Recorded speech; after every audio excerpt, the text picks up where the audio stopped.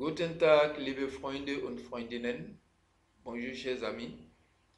Nous allons voir ici les participes 1 et 2.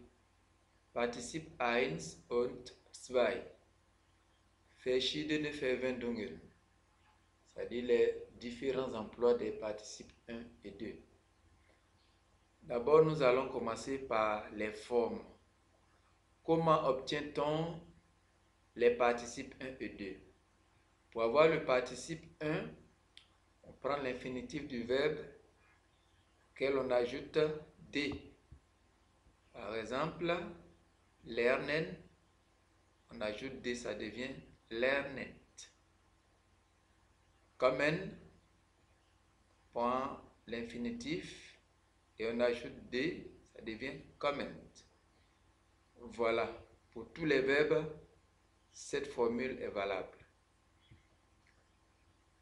À présent, les formes du participe 2. Le participe 2 a plusieurs formes. Pour certains verbes, on prend ge plus le radical plus t ou et. Ça, ce sont les verbes faibles.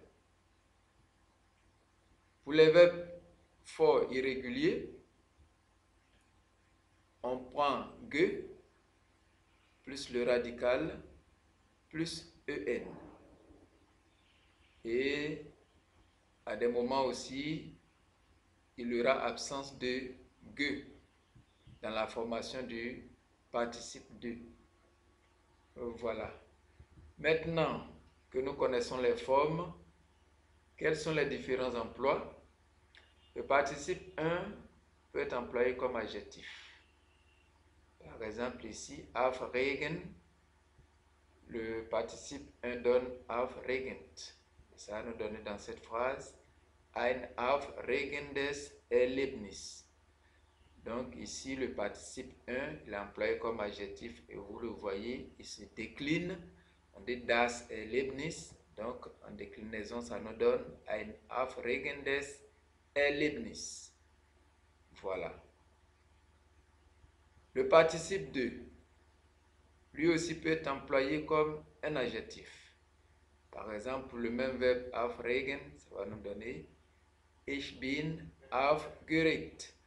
Voilà, donc ici, vous voyez que le ge est entre la particule et le verbe, c'est donc un verbe à particule séparable. Ici donc, aufgeregt est pris comme adjectif.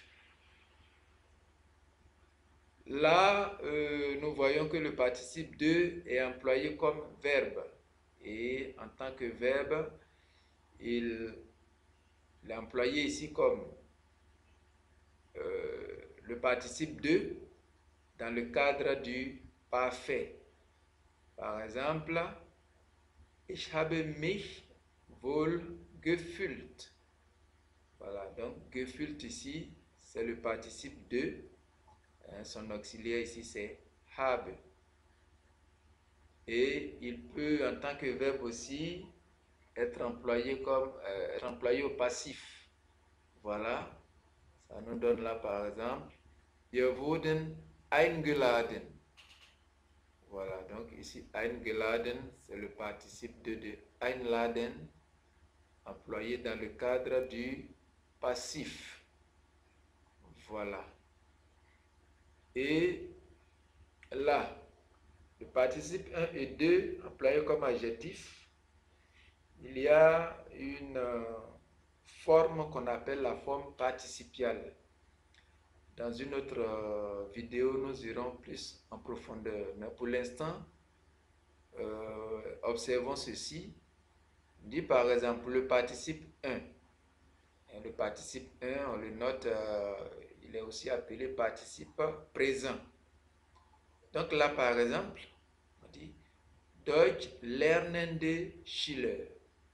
Ça, c'est la forme participiale. Et la forme relative nous donne Schüler die Deutsch lernen.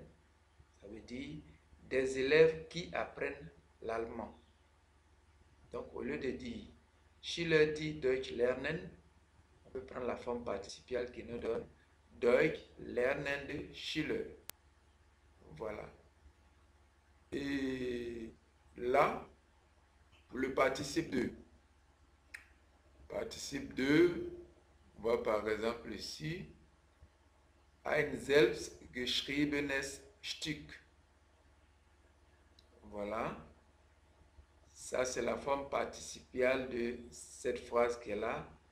Ein Stück, das von den Schülern geschrieben wurde.